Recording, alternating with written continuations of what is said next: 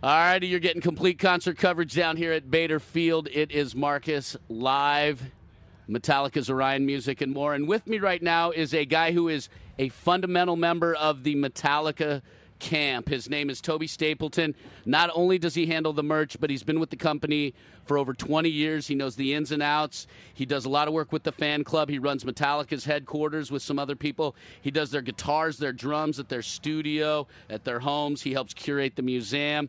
And he's very active within the Metallica organization. Toby, thank you very much for stopping by the MMR tent to say hey today. Thanks for having us, and thanks for being here today. Oh, you bet, man. We're very excited. These 2 days of pure metal bliss and pure rock and roll bliss are just awesome. It's pretty rad. It's very rad. And the fact that the lineup is what it is pretty impressive as well. Yeah, it's pretty diverse. It is a diverse band. This is one of the bands that I'm looking forward to seeing. I don't think you'll find many people in our camp working when Ghost plays. Yeah, I didn't think they would be. They're going to be incredible. Same thing yesterday when Robert did the Suicidal thing. When he did the Infectious Grooves, little reunion over there with those guys Suicidal. I mean, it'd be hard pressed to get somebody on the Metallica radio channel at that point. Yeah, all eyes were on that. It was amazing. Oh, I'm sure. I wish I would have been down here yesterday to see Robert do the Suicidal and then the Infectious Grooves as well. The plague that makes your booty move. Holy cow! I can't. I haven't seen them play that stuff live since the '90s. No, it is Mike Muir's idea, which totally shocked us all. So we and Robert been up late at HQ and tuning guitars differently and trying to figure out some of those legendary funky bass riffs from back in the day that I personally just loved. He told me he was doing it, like, I'm all about it, and I'll be stage left. But I can't wait with you. So you got to see it. Oh, yeah. I stood there and watched him, got right behind it. It was completely massive. It was awesome. That is awesome. Now, how did the whole Orion Music and More come to be? I mean, you're very close to the band, so you've been a part of them through the whole planning and execution process of it. Has it been an idea that's been in the years of planning? No, that's the thing with these guys. There's not much with these guys that are in the years of planning. We don't look as far down the road as people think, probably. And I think that just these guys, they do so many. I mean, every year every summer we're in Europe doing the festival circuit, so to speak. And I think they've just seen so many festivals, and they've seen a lot of cool things, and then they've showed up to a lot of them that maybe weren't so cool. You know what I mean? So you try to you learn from the good and you learn from the bad. You try to take the good and go, we can make that better, and the bad stuff that you experience, you wash out. These guys are all so different. I mean, Lars is a movie theater here. Robert wants a half pipe.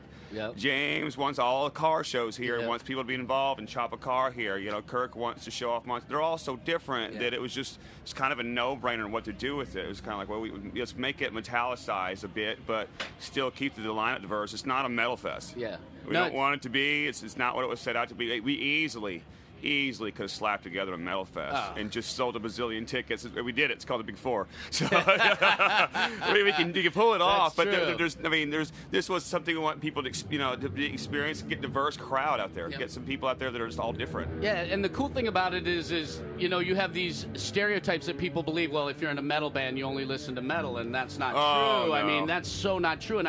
And that's a thing that I've heard the young kids make. Well, that's Metallica. They're a metal band. They only like metal. And you hear young kids say that, and they're not aware of the diversity of these musicians because, Metallica draws their influences from everywhere. Yeah. And it's not just metal. It can't be. It's all forms of rock and roll. They've been doing it for years. And, again, the thing, I guess, what kind of blows me away is how each member of the band is able to inject their personality without anybody standing out above anybody else. It melds well together. It meshes. It flows. And you get to feel an aspect or a passion of each member of the band. And I think that's really cool because I was reading a bunch of material the last couple weeks, and Lars straight up said, I'm not into cars and motorcycles the way Hetfield is, but that's Hetfield. It has to be here. Yeah, absolutely. It's cool that, they're all very similar in some ways, yet they're all so different, and they can do their own thing, and they have their own, they have their own likes and passions, and it's cool to see it all. Yeah, what's even cooler about it is that the fans, you see them, some just want to, go hang out at Kirk's crib and just stay there all day and not move. Some guys, you can't run them out of the car show. And some people, make the circuit and actually get to do all four. And I would call those the more fortunate, lucky ones. People have spent their time really wisely. If you're smart, you'll run in the door and hit that museum and the crypt first, because the line yesterday was out of control. It was longer than the line getting in. Really? I mean, especially for the crypt, absolutely. It was astounding to me. So I had to go through it and just kind of pull the people out with the wheelchairs and the strollers and the crutches. I mean, it was just getting out of hand. You know, people are getting ready to start falling over. It's a long wait to go through it, but I don't want to rush people through them either. I don't want to throw people out of the car show or whatever. Yeah. Take your time and absorb. Get to know the band. That's what you're really here doing. Absolutely. I mean, James was out there yesterday at the. We have a car out there. They're chopping. They're going to redo it this weekend while we're here in front of people with sanders and blasters. Or cutting the top off. I mean, doing all kinds of stuff. So James went out there for about an hour yesterday and grabbed some power tools. Really? Started, going down it with them. That's amazing. He was in heaven doing that. Oh, yeah, and as the fans were sitting there just completely falling apart over it. I mean, why not? I mean, there's James redoing one of the cars. Let's see if there's any video on YouTube of him doing those cars yet. That is awesome. There is. Come on, technology. Don't let us down. No kidding. Now, you've been with Metallica for over 20 years. How did you become part of the Metallica camp? How did it happen? Because it's always curious to hear these types of stories because, you know, it's like, well, you're from Tennessee. Those guys are from San Francisco. How the hell did you guys meet? I stood outside an arena in 1988 on Justice for All. They were actually rehearsing in Knoxville, Tennessee, my home. We were rehearsing there for a few days before the second leg of the tour started. I stood out in the freezing cold, and I met Big Mick Hughes, our sound engineer, and I met a guy named Tony Smith, who was our tour manager at the time. You know, and I was a young kid, and I asked him some dumb questions and everything. Come to circle back around, I was working at a record store, and I walked in to do inventory one day, and I just worked there. I was 14, lying about my age to get a discount in the store on buttons and stuff. I walk in, and the tour manager's in there on inventory day, and I'm like, I know you.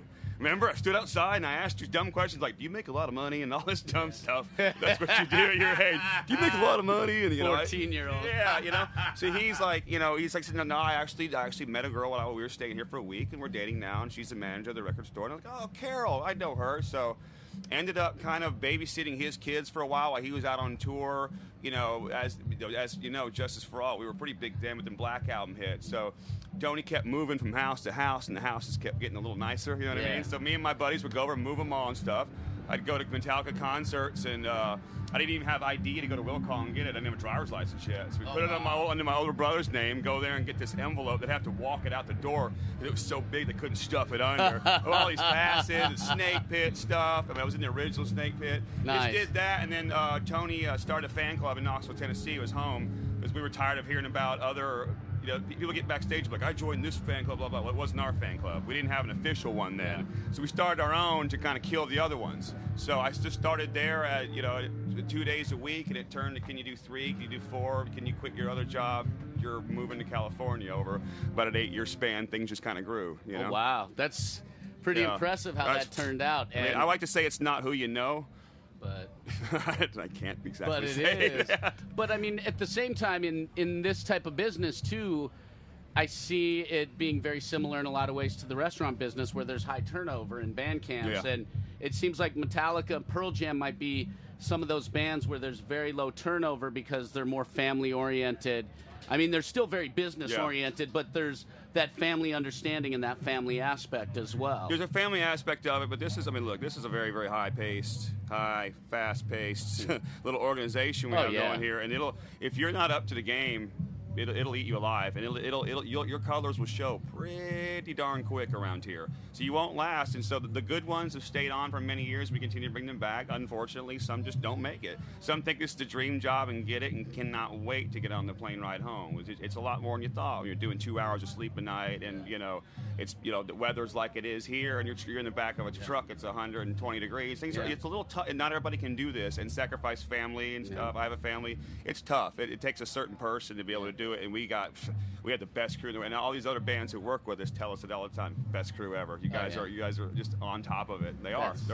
It's a machine. It really is. Yeah, and it's impressive how it's a well-oiled machine. It's not just a machine. I mean, you guys have been doing it for so long that you've basically discarded all the fecal matter and just are straight ahead, know what works, and you continue to go with it. And the Metallica camp also seems to modify and adjust very well with technology and things like that, too. Yeah, we're going to stay on top of it. We got more stuff coming in the next couple of years that will prove that we are. You know what I mean? We're going to stay on top of things and, stay what we call relevant. We want to be relevant. We want to be We want to be classic and current and everything all at the same time. You want to stay relevant. You want to stay current. But we're not going to forget where we came from. We're not going to forget the things you want to hear, the things you want to see, the things you want us to do. And that's why the museum, for me, was important. I mean, I've been looking at those guitars. The Flying V, the More Beer, the Eat F guitar, all the things that I looked at in Hit Parader magazine growing up. Yeah. I'm now setting on guitar stands and putting a little sign in front of. And to me, that's just the most amazing thing. I mean, the Justice for All drum kits. So Doris's head's over there from the Justice for All tour, the actual statue. We brought her out for it. Some of Pushead's original inks that he did for all those shirts back in the day are all over there in frames. They're not copies. Wow. I didn't take them to Kinko's. Yeah. That's it. Those are the ones. The real McCoys. The real McCoys. Holy cow! So it's stuff that means so much to me, and I guess I did a good job with it because yesterday somebody threw up on their way out. So I'll take that as a compliment, maybe. That's awesome. Now you said with the original pressings and the T-shirt stuff, like the original, I guess the lithos or whatever they are, the prints. Are you worried about them getting destroyed or anything like that for future use or anything like that? Does that make you nervous at all under these types of circumstances? I mean, to worry about it and not bringing out that's punishing the fans in my point. So I got a couple of guys that sleep in there at night that are security guys. It's chained off, roped off. If you were to reach to it and actually grab something, you'd be surprised what happens to it. I want it to be bigger. Don't do it. I want to if we continue to do stuff like this, which obviously we will.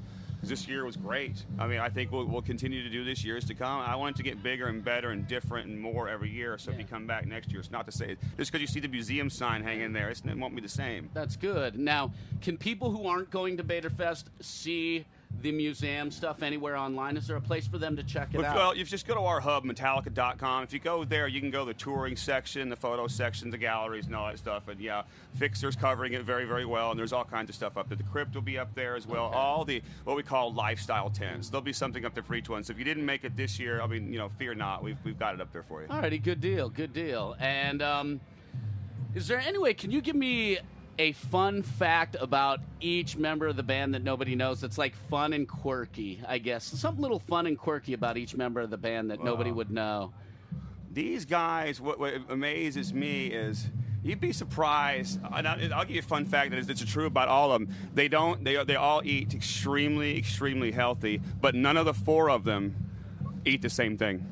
You know what I mean? But you'd be surprised to see that's what surprises me the most. I mean, back when I was around, it was just Heineken cans were everywhere. You know what I mean? And there was fast food bags in the corner wadded up. Yep. And this is just not the case anymore. You know what I mean? I mean, these guys aren't chugging Coca-Colas and getting Big Macs and everything anymore.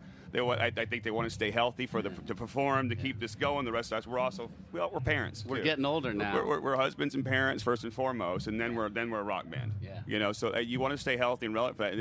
It's wild to me to watch their diets. I mean, it is. I mean, Trujillo, for example, is just. I mean, he's probably one of the healthiest eaters I've ever met in my life. Is he a vegetarian? No, he goes. They go in and out of things. I'm not doing meat right now. No, I'm not doing meat. No, I'm only doing fish. Now they go ins and outs of things and cleanses and things like that. But it's what keeps them. I mean, we don't have the problem. We don't do many show cancellations.